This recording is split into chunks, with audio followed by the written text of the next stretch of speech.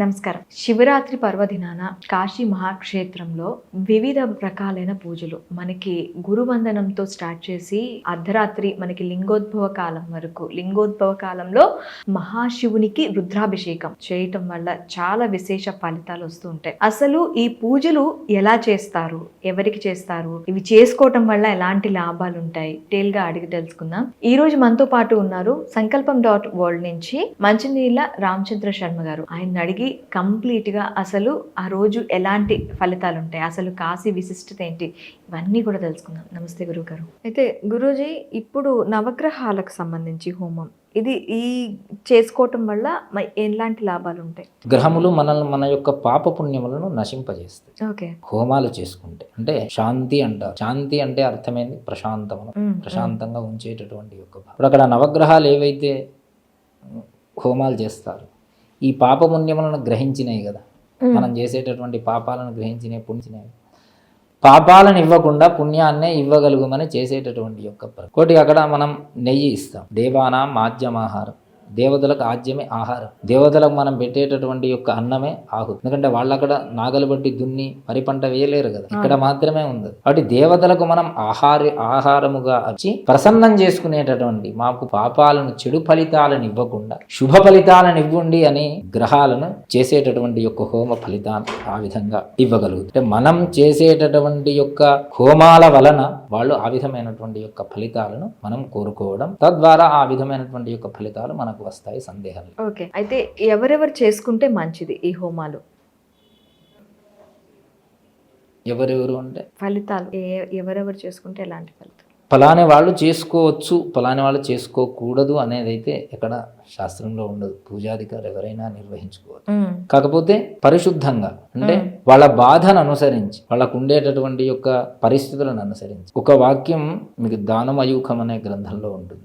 ఆదాన దోషేన భవేద్ దరిద్ర, దరిద్ర దోషేన కరోతి పాపం, పాపాదవశ్యం నరకం ప్రయాంతి, పునఃదరిద్రేణ పునరేవ పాపి అని. చాలా బాగుంటుంది ఆ శ్లోకం.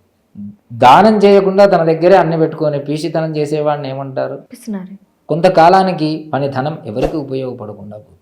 ఇప్పుడు ఒక తండ్రి కొడుకున్నాడు, తండ్రి ధర్మంగా సంపాదించినాడు, 10,000 సంపాదిస్తే 11,000 నుంచి వాడు సంపాదించుకోగలుగుతాడు. ఆ 10,000 వానికి 1,00,000 వరకు కూడా వాడు సంపాదించేటటువంటి దానికి మెట్టుగా మారుతుంది. అధర్మంగా సంపాదించినటువంటిది తండ్రి మొత్తం ఒక 10 కోట్లు సంపాదించాడు అనుకోండి, కొడుకు వ్యర్థుడే ఆ 10 కోట్లు 2 రోజుల్లో ఖర్చు పెట్టాడు అనుకోండి, వాడి జీవిత కాలం మొత్తం హరించినట్టే కదా.